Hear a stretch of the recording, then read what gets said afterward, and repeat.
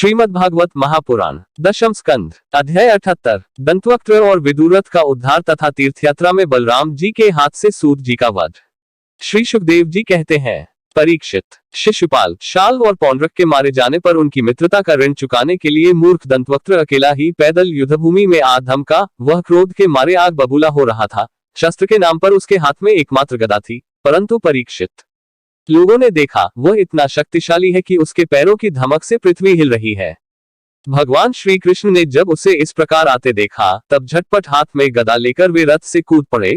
फिर जैसे समुद्र के तट की भूमि उसके ज्वार भाटे को आगे बढ़ने से रोक देती है, वैसे ही उन्होंने उसे रोक दिया। घमंड के नशे में चूर करुष्णरेश दंतवक्त्र ने गदा तानकर भगवान श्री कृष्ण से कहा, बड़े सौभाग्य और आनंद की बात है कि आज तुम मेरी आंखों के सामने पड़ गए। कृष्ण, तुम मेरे मामा के लड़के हो, इसलिए तुम्हें मारना तो नहीं चाहिए, परंतु एक तो तुमने मेरे मित्रों को मार डाला है और दूसरे एक मुझे भी मारना चाहते हो, इसलिए मतिमंद आज मैं तुम्हें अपनी वज्रकश गदा से चूर चूर कर डालूंगा। मूर्ख, वैसे तो तुम मेरे संबंधी हो, फिर भी हो शत्रु ही। जैसे अपने ही शरीर में रहने वाला कोई रोग हो। मैं अपने मित्रों से बड़ा प्रेम करता हूँ, उनका मुझ पर ऋण है। अब तुम्हें मारकर ही मैं उनके ऋण से उऋण हो सकता हूँ।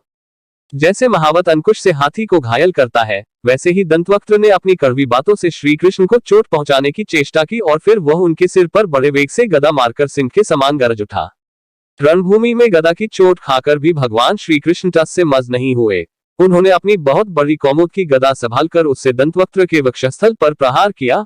गदा की चोट से दंतवक्त्र का कलेजा फट गया। वह मुंह से खून उगलने लगा, उसके बाल बिखर गए, भुजाएं और पैर फैल गए। निदान निष्प्राण होकर वह धरती पर गिर पड़ा। परीक्षित, जैसा कि शिशुपाल की मृत्यु के समय हुआ था, सब प्राणियों के सामने ही दंतवक्त्र के मृत शरीर से एक अत्यंत सूक्ष्म ज्योति निकली और वह बड़ी विचित्र रीति से भगवान श्री कृष्ण में समा गई।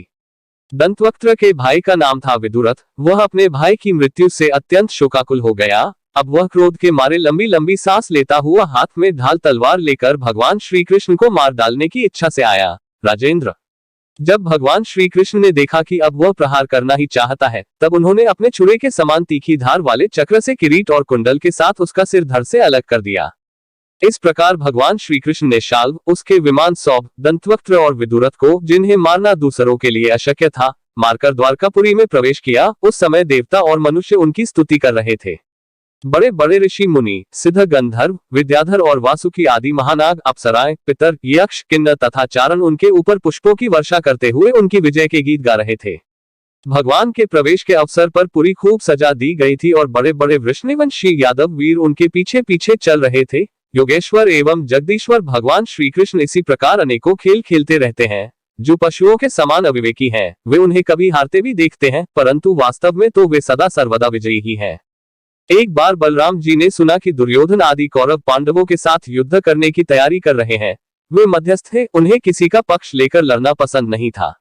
इसलिए वे तीर्थों में स्नान करने के बहाने द्वारका से चले गए। वहां से चलकर उन्होंने प्रभास क्षेत्र में स्नान किया और तर्पण तथा ब्राह्मण भोजन के द्वारा देवता, ऋषि, पितर और मनुष्यों को तृप्त किया। इसके बाद वे कुछ ब्राह्मणों के साथ जिधर से सरस्वती नदी आ रही थी, उधर ही चल पड़े। वे क्रमशः पृथुदक, बिंदुसर, त्रितकूप, सुदर्शन तीर्थ, विशाल तीर्थ, ब्रह्म तीर्थ, चक्र तीर्थ और पूर्ववाहिनी सरस्वती आदि तीर्थों में गए।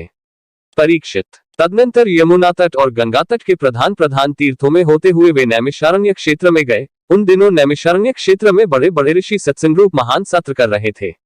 दीर्घ काल तक सत्संग सत्र का नियम लेकर बैठे हुए ऋषियों ने बलराम जी को आया देख अपने अपने आसनों से उठकर उनका स्वागत सत्कार किया और यथायोग्य प्रणाम आशीर्वाद करके उनकी पूजा की। वे अपने साथियों के साथ आसन ग्रहण करके बैठ गए और उनकी अर्चा पूजा हो चुकी। तब उन्होंने देखा कि भगवान व्यास के शिष्य रोमहर्षण व्यास गद्दी पर बैठे हुए हैं। बलराम जी ने देखा कि रोमहर्षण जी सूत जाति में उत्पन्न होने पर भी उन श्रेष्ठ ब्राह्मणों से ऊंचे आसन पर बैठे हुए हैं और उनके आने पर न तो उठकर स्वागत करते हैं और न हाथ जोड़कर प्रणाम ही।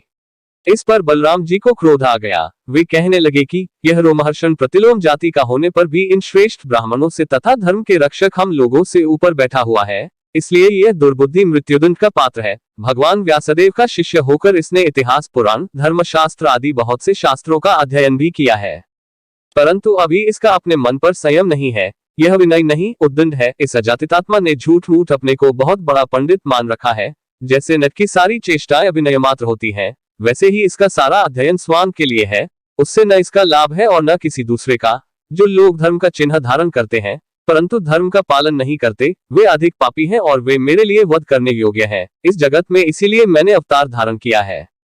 भगवान बलराम यद्यपि तीर्थयात्रा के कारण दुष्टों के वध से भी अलग हो गए थे, फिर भी इतना कहकर उन्होंने अपने हाथ में स्थित कुश की नोक से उन पर प्रहार कर दिया और वे तुरंत मर गए।